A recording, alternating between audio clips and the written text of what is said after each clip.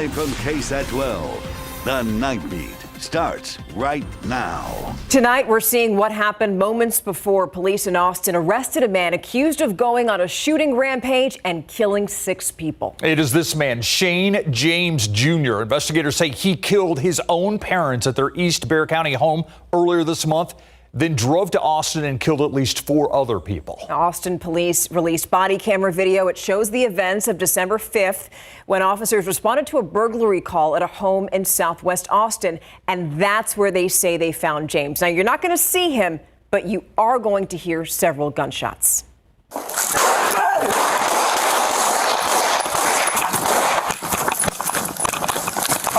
I'm hit! Did you hear that? You just heard an Austin police detective saying he was hit. APD, that police officer was shot multiple times, but he did not have life-threatening injuries. Now, here's a different angle from another officer's body camera. It picks up the moment after that detective was shot. You can see 2 officers take cover behind a vehicle. Now, APD says that James was not hit by the gunfire and left that scene in a stolen vehicle. Officers arrested him less than 20 minutes later after a short chase. Right now, James is in the Travis County Jail on a number of charges, including 2 counts of capital murder. Now tonight, the focus remains on our southern border after Governor Greg Abbott signed Senate Bills 3 and 4 into law. Immigration rights groups are already pushing back. This also comes as thousands of migrants seen in Eagle Pass waiting to be processed by Customs and Border Protection. The ACLU and other organizations filing a lawsuit today suing Texas and Governor Abbott over that law, SB 4, which is the most controversial of the 2. The groups are claiming that the law is unconstitutional. So let's go back to Senate Bill 4. It gives local law enforcement along the southern border the power to arrest anybody that they catch entering the U.S. illegally. Mexico's president has also called the law, quote, inhumane and politics related.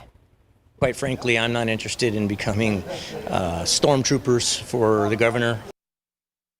Now, putting Senate Bill 4 into action is going to fall onto law enforcement. So here's the question.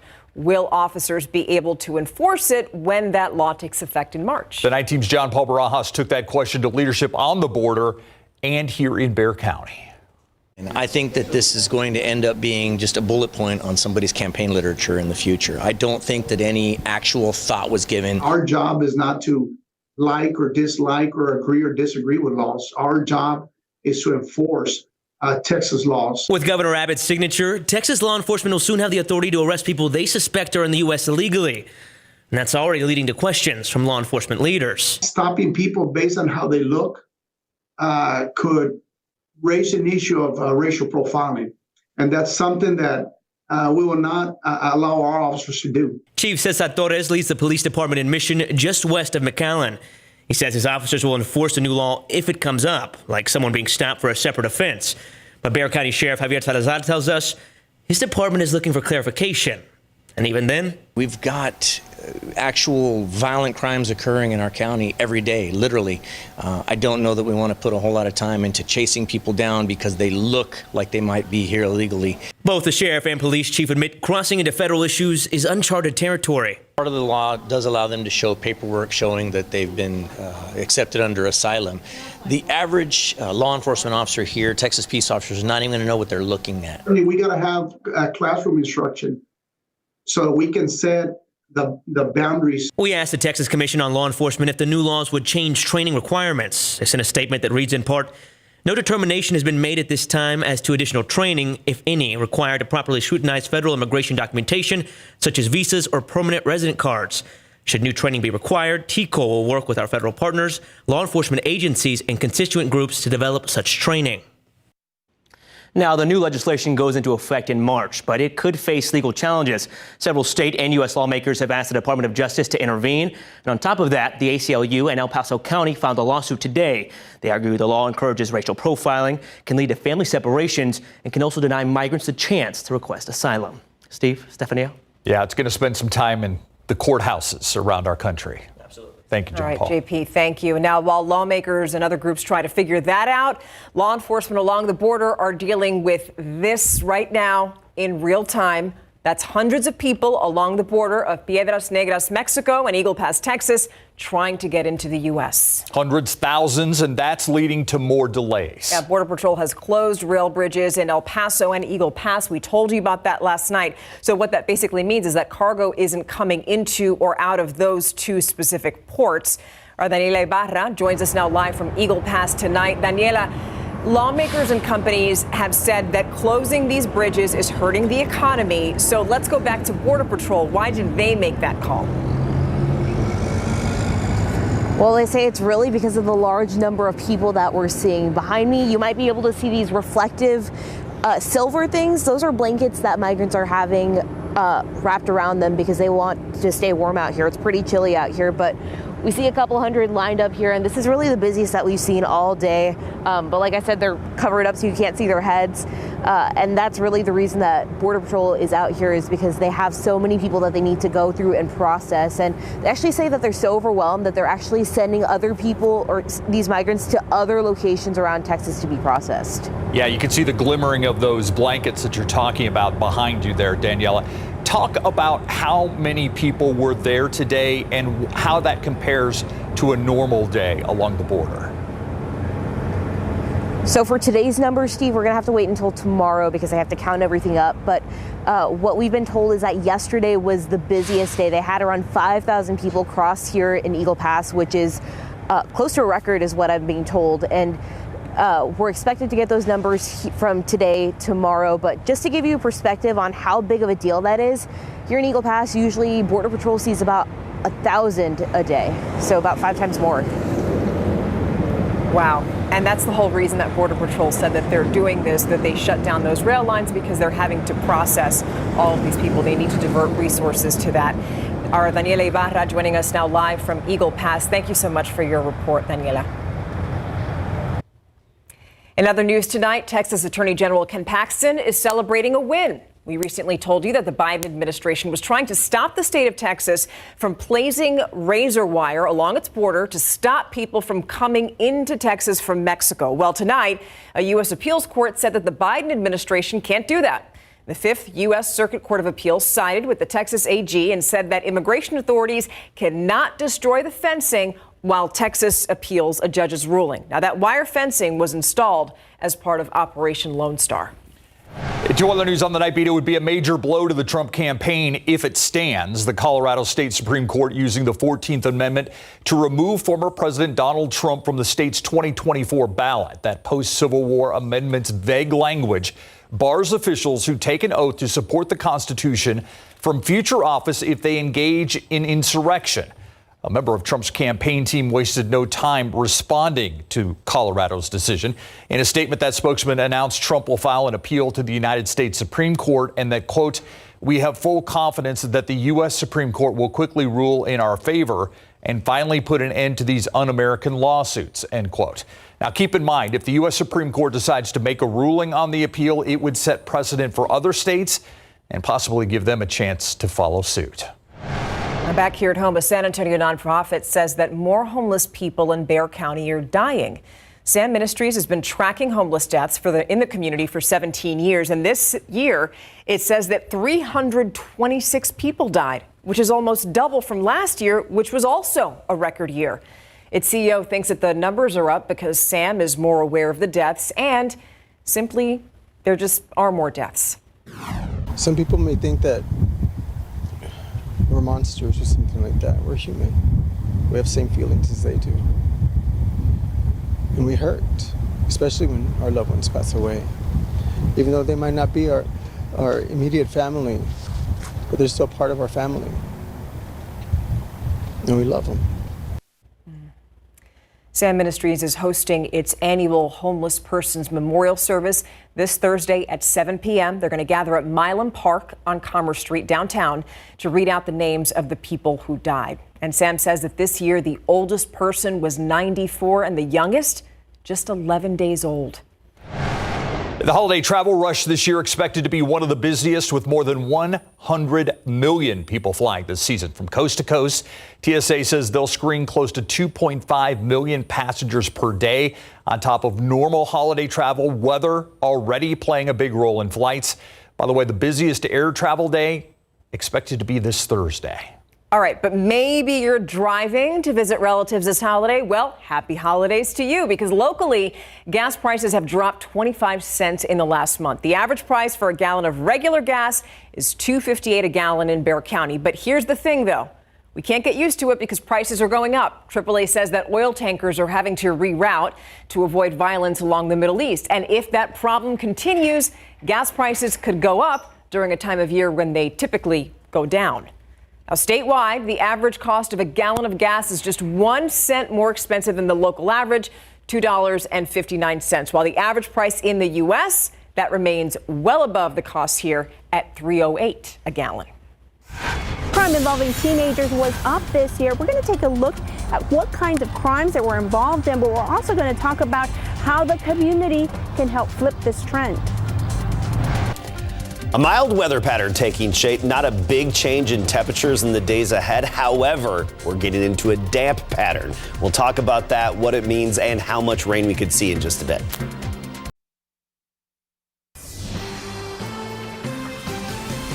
Drugs, violence, and vehicle thefts. The head of the Bexar County Juvenile Probation Department tells us that more teenagers are getting involved in those types of crimes. As the 19's Patty Santos explains, there is hope, though, for teens who end up in the juvenile justice system. In the past 3 weeks, at least a dozen Bexar County teens have been arrested for crimes ranging from vehicle theft to shootings and murders. We have seen a trend where more younger children are coming into the system. Bexar County Juvenile Chief Probation Officer Jill Mata says most crimes involving teenagers are committed by a small group of repeat offenders. You have a small percentage of those children who do repeat their offenses and stay in the system. She explains those kids are classified as high risk. Her office is stepping up supervision and monitoring, but she warns they're more than a statistic. They're teens facing challenges at home, potentially running away, skipping school, or even turning to drugs. Those children often have a lot of discord at home. A lot of times they have a lot of needs that aren't met. According to department data, probation referrals made between January and October are up year to year. There's been a 12% increase for violent crimes such as murder and sexual assault. Referrals for nonviolent crimes are up more than 46%, with the biggest increases in drugs, guns, and vehicle thefts. And misdemeanor youth crimes, including criminal mischief or theft, went up nearly 13%. What can we do as a community to help these teenagers not end up in this problem? One of the most important interventions for a child is having a pro-social, positive adult in their life. On the bright side, she says, data shows the majority of youth in the juvenile system will not return. And if we can address those kids, intervene positively with those kids at that earliest connection, that's where we can turn things around. Patty Santos, KSAT 12 News. Okay, now we're going to take a live look outside. All right, 59 degrees out there right now. The drive out there, I mean, it looks pretty decent, but in a few hours it's going to change, right, when people are commuting into work tomorrow. Precisely, yes. We'll have some areas of fog developing after midnight, and that's going to lead to some dampness tomorrow morning, and it's going to get even more noticeable. Sloppy. Yes, sloppy. That's the word for it. Yeah. Sloppiness. Like yes. Sloppy mornings. And we've had a lot of them. And we get them this time of year. Let's take a look at our future cast for the visibility. Notice by 3 a.m. we'll have some of that fog settling in and forming. And by the morning commute, even as early as 5 a.m., visibility is under a mile in some locations and under 2 miles around a good portion of San Antonio. And of course, the fog fluctuates quite a bit throughout the morning, but it will burn off, lift, and dissipate by 9-10 a.m. And we may see a few peaks of sunshine in the afternoon. Actual real rain chances, 20% chance tomorrow, 30 to 40% chance daily thereafter from Thursday all the way through Sunday on Christmas Eve. Now, those are actual shower chances. As for the morning drizzle, I give that about 100% chance every morning, especially Thursday through the upcoming weekend. The morning slop, it's going to return. Because, we don't get much to show for it. It's just that nuisance moisture gets everything wet outside, causes road spray, sometimes even a little bit of ponding of water in some areas, but it doesn't add up to much. Not a drought denter, not a drought buster. Here's one feature we're watching. This upper level swirl west of San Francisco. That's going to be headed toward us, not exactly hit us perfectly to give us rain, but it's going to head toward us and give us this southwesterly flow aloft off the Pacific, some energy, some moisture embedded with that. And of course, here at the ground, we'll have the flow coming in from the Gulf, giving us our low-level mugginess. And all that's going to combine to give us some of those rain chances that I was showing you before. And this system, this is going to linger in the midsection of the country through early next week, Christmas Day and early next week. We're actually going to get into a blocking pattern. This is going to sit there for a little while. Actual rainfall potential is going to be best in parts of east and northeast Texas. We're talking Dallas to Waco to Houston and eastward to Lufkin and even parts of Louisiana. That's where we could have 2.5 inches, or 2 or more inches, I should say. Around here, over a 5-day span, or window of opportunity, up to maybe 1/2 inch of rain. That's about it. So a lot of dampness, but not much to show for it. I mean, we'll take all we can get, don't get me wrong. What about snow cover, especially as we go into Christmas? How far do you have to go? Let's look at it that way. Actually, the snow cover's pretty bleak out there right now, way below average for this time of year, even across the northern states. And we did our future cast into Christmas Day. The nearest would be basically the ski resorts in New Mexico and parts of southern Colorado. So you're looking at a good full day drive, basically 10, 12 hours to get there, to get into any snow by Christmas. Here's our dew point forecast, because it's going to be changing. You'll notice the mugginess in the days ahead, especially Friday, Saturday, and Sunday. And that, I think, will especially enhance the mist, drizzle, fog, and sloppiness outside. The morning slop. 53 in the morning tomorrow, 70 in the afternoon. At 74 Floresville and Pleasanton, 67 Bernie and Helotes. And then notice as we get into Christmas, a cold front, a weak one. I didn't put it on the 7-day because you're not going to really feel it other than sweeping away the humidity. For Christmas Day on Monday, we get rid of all the humidity. We'll have a decent amount of sunshine, 70 degrees the high temperature. Really not a bad Christmas Day. Right now, a 10% chance of rain, but we may just wipe that away at 0% really quickly. Ooh, look at that this morning. Beautiful. And then this evening. That gets rid of any sloppiness in our mind. Nice. Have I overused it yet? No. No. So this gets rid of, it's kind of like a slop sorbet. Kind of gets rid of the taste in your mouth. Neapolitan, maybe. Yeah, okay. Thank you. All right. He is the vocal leader of at least the Roadrunner offense, and he's not playing tonight. Yeah, so we were all over the story at 5 and 6. Frank Harris reportedly not going to play tonight. Well, he indeed is not playing in the Frisco Bowl. We've got the details as to why he's not. Plus, in the NBA, the Spurs were at the Bucks, and this one went about as you probably expected. Coming up.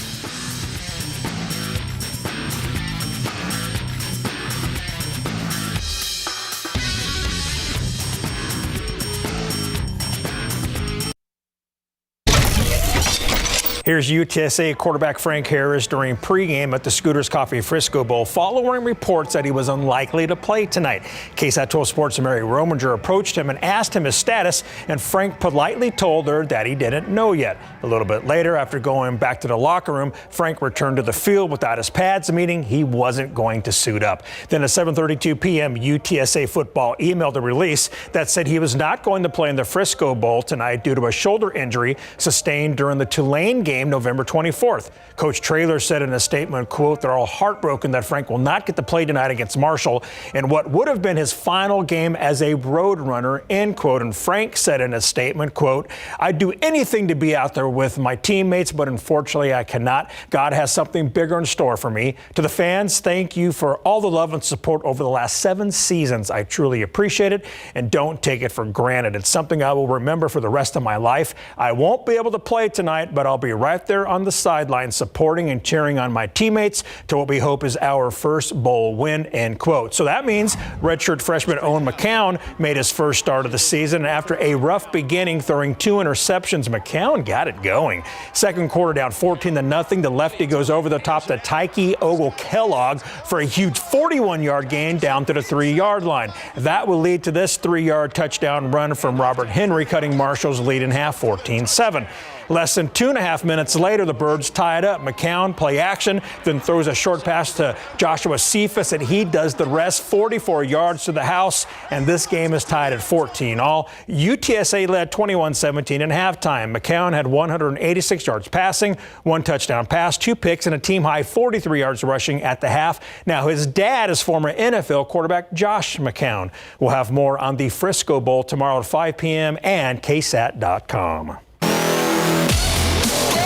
The Spurs tipped off their road trip in Milwaukee tonight without Victor Wembanyama because of right ankle soreness. So Zach Collins got the start at center, and in the first quarter, Collins started off the scoring with this 14-footer for a 2-0 Spurs lead. And after that, well, the Bucks really took off. Damian Lillard making some history on this layup, becoming the 51st player in NBA history to score 20,000 points. That made it 13-3 Bucks.